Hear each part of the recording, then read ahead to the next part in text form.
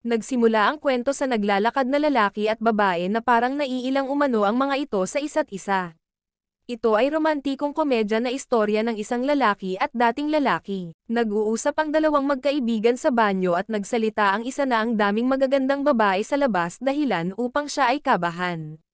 Sumagot naman ang kanyang kaibigan na wala siyang nakita na ka-interes-interes. Sinabihan din niya ito na kung may magustuhan siya, kilalanin muna ito. Nagalit naman ito. Ang dalawang ito ay matalik na magkaibigan simula pa ng elementarya pa lang sila pero wala silang pagkakatulad. Si Tsukasa Jinguji ay gwapo, matangkad, matalino at halos perpekto, kaya habulin ito ng mga babae. Dahil sa nakitang pag-aaway ng mga ito dahil sa kanya, nawalan ito ng interest sa mga babae. Samantalang si Hinata Tachibana ay average lang. Walang nakakapansin na babae dito ni isa. Nag-iisip si Tachibana na bakit wala itong interest sa mga babae kahit 32 na siya, napaisip tuloy siya na posible kayang may gusto ito sa kanya. Sa Kalasinggan, napahigi siya sa daan. Nasabi niya na mas gusto niyang maging magandang babae na habulin ng lahat kesa maging miserable na lalaki habang buhay. Napatanong siya sa kaibigan na bakit nasa kanya na lang lahat. Ang pagiging popular at cool.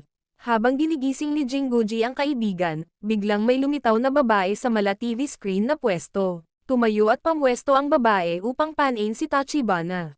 Tangkang iligtas sana ito nang biglang nag-block out ang lahat. Napagising si Jinguji at hinanap agad ang kaibigan. Nakahinga siya ng maluwag nang makitang ligtas ito at natutulog lang. Inisip niya kung anong nangyari at nabigla siya nang pagtingin ulit dito ay naging tubig siya. May lumabas na makapal na usok at biglang may lumitaw na napaka-cute na babae. Nagsalita ito at tinanong kung anong nangyari.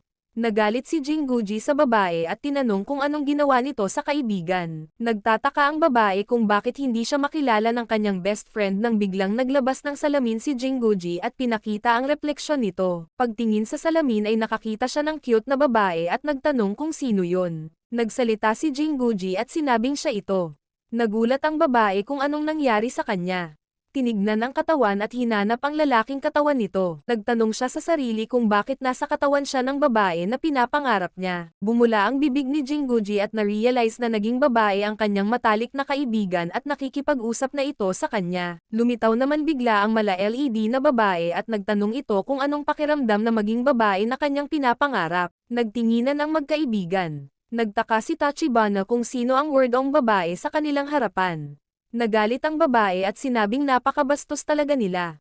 Habang nag-uusap sila pinaliwanag ng LED na babae kung bakit sila pinapunta dito. Ang mission nila ay upang iligtas ang mundo na ito sa pagkagunaw laban sa Demon Lord at sila ang napili niyang hero para dito. Pinaliwanag na kapag natapos nila ang kanilang mission, tutuparin niya ang kahit anong kahilingan ng mga ito. Tuwang-tuwa ang cute na babae sa pinangako ng LED na babae ngunit sinabihan ito ni Jinguji na huwag magpapaloko sa sinabi nito. Nasabi ng LED na babae sa kanyang sarili na dapat binuran niya ang kanyang alaala at ito'y magiging problema. Galit pa din ang lalaki dahil siya ang naging punot dulo ng pagiging babae ng kanyang pinakamamahal na best friend. Dinuro niya ito at sinabing ninakaw niya ang kanyang bukal, na hindi ba niya alam na namamatay ang tao kapag wala itong tubig. Paano daw siya mabubuhay ngayon?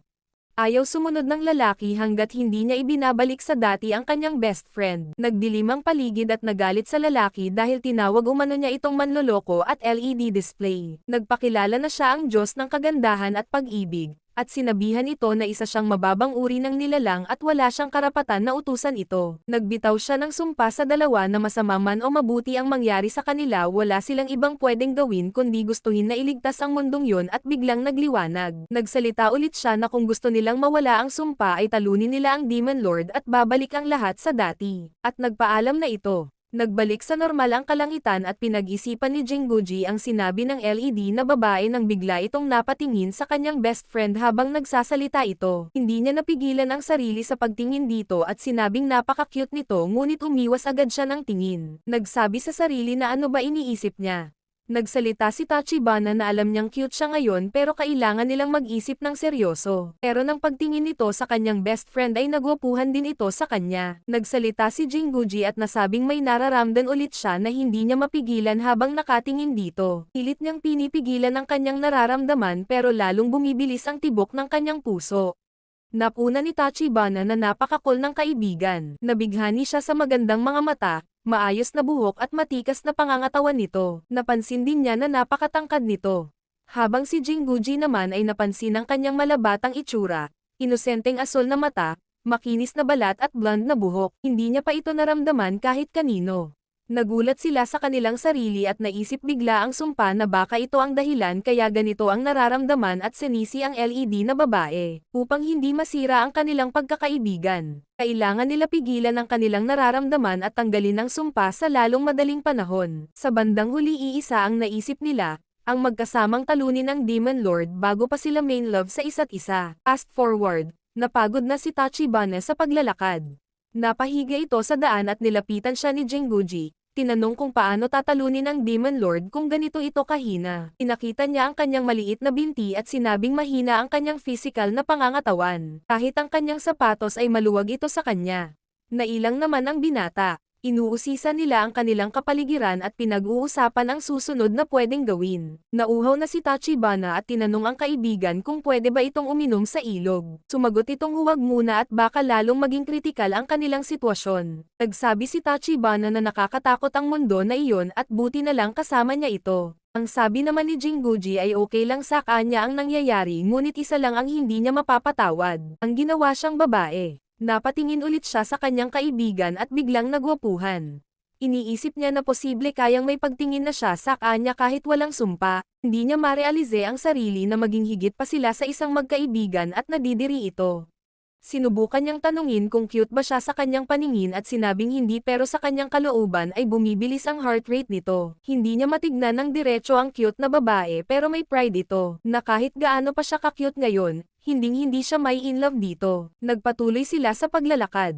Habang nag-aapoy, pinanggako ni Jinguji sa sarili na tatanggalin ang sumpa ng Diyos para mabalik na sa normal ang kanilang relasyon. Nakaisip naman ng paraan si Tachibana na hamanin ang kanyang best friend sa nararamdaman nito at nagkunwaring nadapa ito at napagod. Hindi naman napigilan ni Jinguji ang kanyang sarili at sinabing babuhitin niya na lang ito na parang prinsesa dahil magaan lang naman ito. Sinusubukan nila ang kanilang nararamdaman ngunit hindi nila lubos maisip na magdidikit ang kanilang katawan dahil hindi nila tanggap na attracted sila sa isa't isa.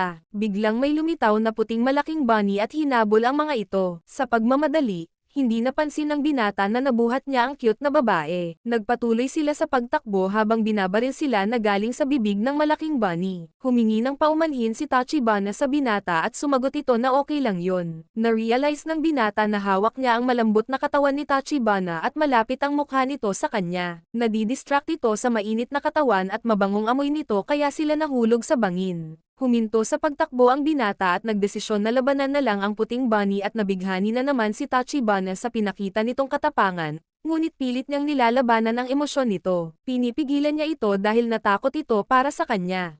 Sa isang suntok madaling natalo ni Jinguji ang bunny. Habang nag-uusap, biglang naglabas ulit ng liwanag sa bibig ang bunny papunta kay Tachibana.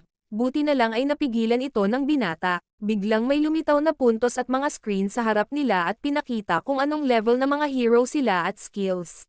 Ang binata ay may 70 level at skill na malakas sa pakikipaglaban samantalang level 1 naman ang sa kanya at may cheat skill na pinakamagandang mukha at tagagawa ng problema. Hindi nasiyahan si Tachibana sa kanyang skill ngunit sinabi ng binata na dapat masaya siya dahil yun ang hiniling niya. Napagtanto naman niya na sino ba naman matino ang magtutupad sa hiling ng isang lasing. Sa kabilang banda, naisip ng mga ito na dapat ay nagpasalamat sila sa LED woman dahil binigyan pa din sila ng pabor. Sinubukan ay activate ni Tachibana ang kanyang skill sa isang pitik ng kanyang kamay at may biglang lumitaw na pinto. At dito nagtatapos ang episode 1.